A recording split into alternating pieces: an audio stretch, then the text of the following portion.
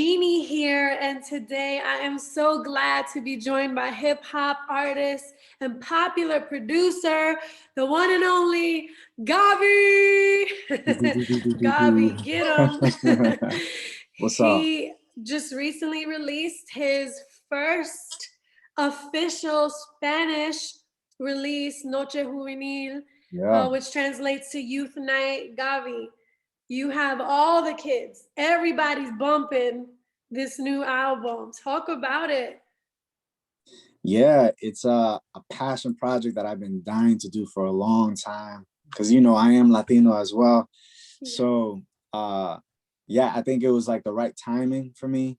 And also downtime in COVID, I was like, this is the best time because I had just come out with Heathen last year and I was like, you know what, there's no more shows. This is the best time to get the passion project out.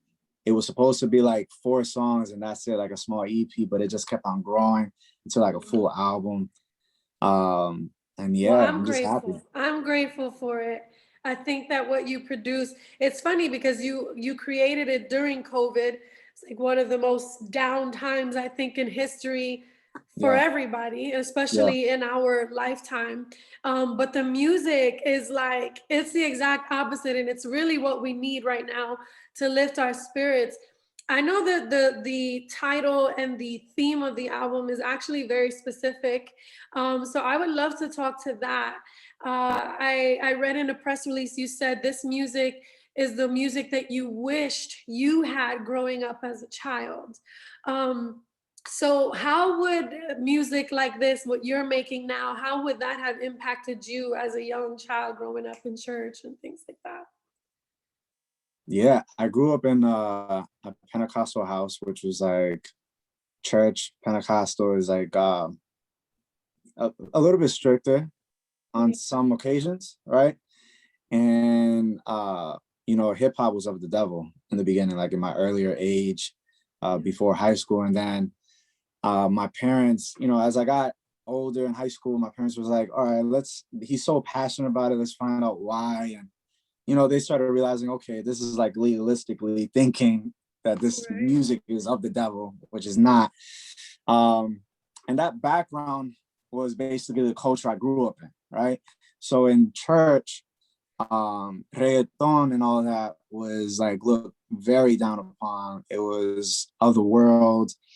And it just made, as I was creating the album, just made me think of like, whoa, that's funny. That's probably what rock music used to go through with the church, you know, trying to get in. But Right, now right. rock is like the main thing of worship, you know, Hillsong. Crazy. Yeah.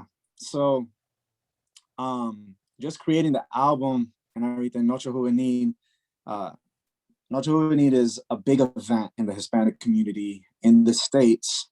I can only speak for the States because that's where I grew up in. But in the States, usually a lot of Hispanic churches get everyone together, different churches come for youth night, and they make it a big event. And most of the times, what me and my friends we get to laugh about is it was kind of corny, right? We did get to experience God. That's without a doubt. You know, God definitely was moving in all of them. But there's a lot of moments that as I'm creating the album, me and my friends, we would just talk about nostalgia of like, man, those announcements were so long. Church service went to like 3 o'clock at night. Like funny things that was like, man, if we could have done youth night, we would have done it like this, bum, bum, bum.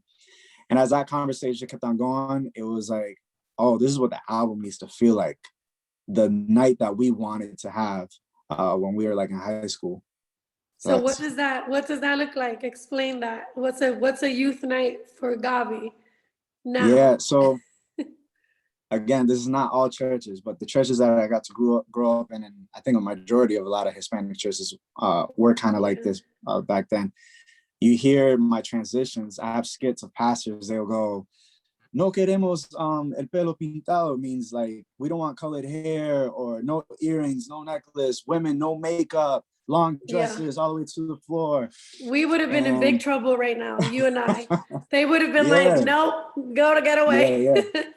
So even imagine with the music too. So yeah, we just wanted to like capture that essence of that nostalgia and be like, okay, we're gonna come as we are.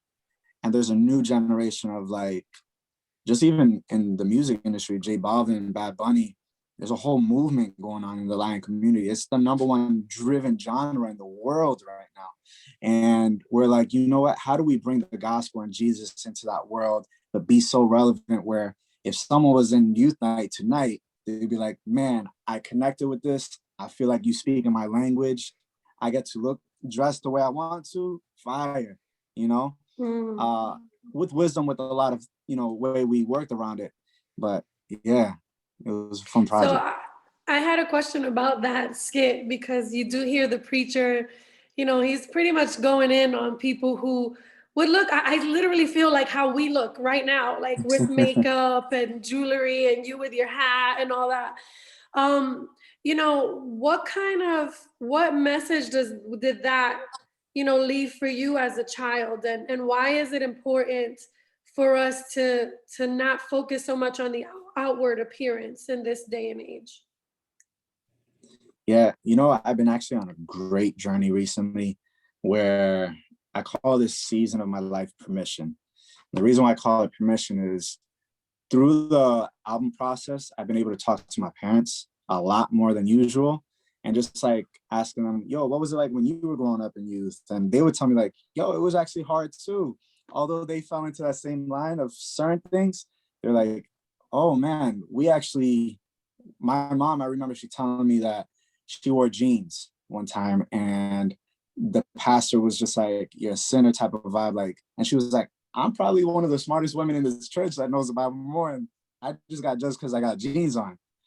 And, I just got to talk to them and it was funny, just a lot of things. And I call this season permission because it's like, a lot of times we grow up in church thinking we don't have permission to ask questions about, but why is church culture like this? Or why am I worshiping God with my hands up right now? Like simple things, basic things that are good or are, hey, is this traditional? Is this religious? Right. Is this actually, just something biblically solid?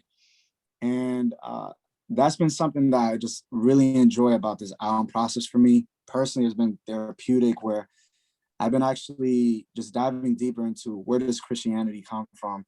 Western Christianity, Eastern Christianity, overseas, how was the Bible written? Not just going on YouTube anymore and looking up sermons and being like, oh, this is great, I'm taking that. Like actually just diving deeper, Greek, all that. So when I think of Noche Juvenil, I feel like people will be able to listen to this and feel like there's some great, like I have this one song called 1822, which is Proverbs 18, verse 22, which is for those who find a good thing and a wife, right? And the song is basically kind of like a sex song, right? Of Christian sex song. And what's awesome is one thing when I was in youth group, I remember everyone would always preach, sex is bad. Don't have sex before marriage. The lust of the eye, all great foundations. But then there was kind of like a ceiling where it's like, when you get married, how do I view sex now? Is this okay? And I wanted to make a song like that for people that are in youth, where it's like, I'm going to describe how this could be a loving, romantic thing when you get married.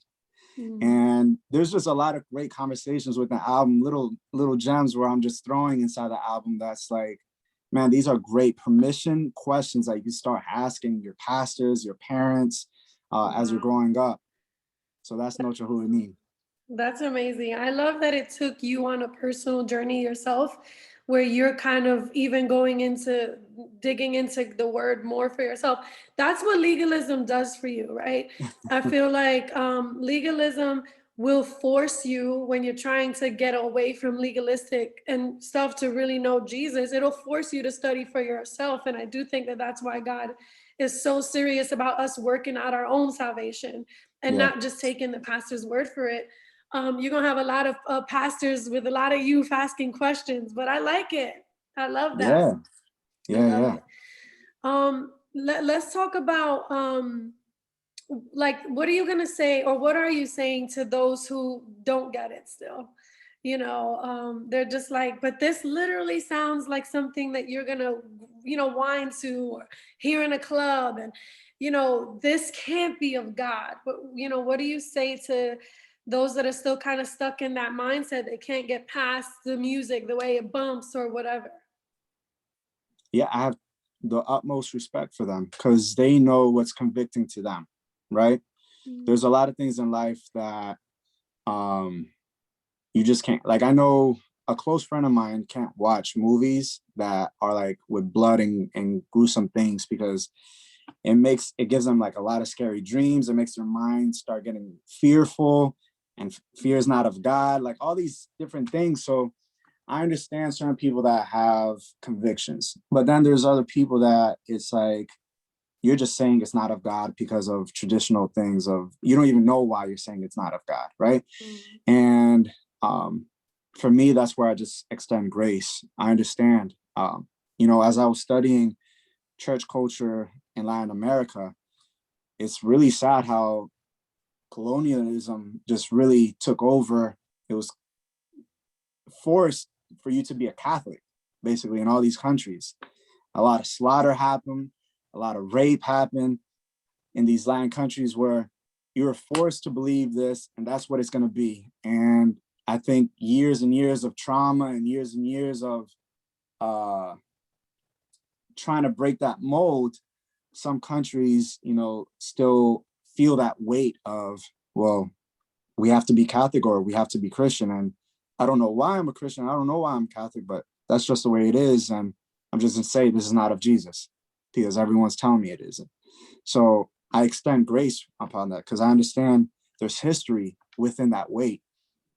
And I hope that, someone in their life God could send someone to have a great conversation with them. Or if I ever meet them, we can have a great conversation, at a show. They can come to one of my shows one day and see that this is truly about the gospel of Jesus. And I just want to show love. So, yeah. That's awesome. I love that. And the younger generation, I think, will do that. There's something different, just, about us. I think we're all kind of like, we push back against things that we know are not really of God. And we're really seeking God. Those that are seeking God are really seeking God. And I thank you for doing that, and even creating a space for for others to feel like it's okay. They have permission to do that. Talk about the fact that celebrities are like bumping Christian songs. I'm like, I'm going on Instagram, and you see like different celebrities, bumping Christian, music by Christians. Right. What do you think that can be, the impact? Because even your music, I'm pretty sure, I already saw a TikTok today with Alta. And I think, it's like, it's gonna go viral, and it's probably gonna keep happening. What do you think that does for the message? Do you think it actually expands the reach? Yes, I definitely do think it expands the reach, and I think it's fire. People are more vocal in what they believe. Right now, this whole generation is very vocal in how they feel, what they believe, whether it's politics, whether it's if you're gay, just so many things. We are very vocal now on social media. So Justin Bieber releasing the Freedom album. Right. Yes. Somebody was trying to interrupt this. They're calling. Yeah, talk about that. Like Justin Bieber, like a straight gospel album. Yeah, I think everyone has permission now. Going back to the word, I should name an album called Permission now. Come on. There's more of a freedom, which is fire. Wordplay there with this album. To express yourself and not feel judged. And that's a beautiful thing. And at times it could be a little bit scary, but I think it's great that people are having conversations, and it's fire that people are being more bold. The more we can step away from fear and be bold is amazing. So, yeah. And I think God is doing it. He's infiltrating that world of mainstream with people like, you know, Hmm. you or Lecrae or Andy or, you Yeah, know, and Justin Bieber, who's like now, you know, is he like, what he just released a gospel record, incredible. Kanye, you know what I mean? Like all these yeah, things. yeah. I think it's definitely gonna help the kingdom. Um, do you feel called to challenge the status quo? Because I mean, you know, I don't. Heathen, you released Yeah, Heathen, yeah, yeah, yeah, and then you released, you know, Noche Juvenil, which obviously Heathen is different, but just yeah, that whole pushing back against the status quo, against what people consider yeah. something. You know, it wasn't until recently I've noticed that that pattern that I'm having with my albums, and Right. I don't feel called to do that, but it is interesting that I always feel God plants certain emotions and ideas in my mind, a message that I want to give, and I'll probably come back to you one day with that question and answer a little bit better. Because I don't think I'm called to do that, but I think God has planted me in a position to Yeah. speak on certain things. Yeah. Well, Um, you're being led by the Spirit, you know, so God yeah, is using you for these times with this message. It's awesome. yeah, yeah. What are you hoping for the album? Well, we can end here. Feel free to end, you know, add anything else you'd like. If there's something coming up, whatever you want us to talk about. But what are you really hoping? Like, what's the end all be all goal for this? Um, I hope there's a lot of freedom that could be broken in the Lion community, where people don't have to feel a weight of trying to put on a show or um, many years I went in life having to hold my Bible real close and prove how Christian I am. And that's a sad life to live. You feel like you're dying inside.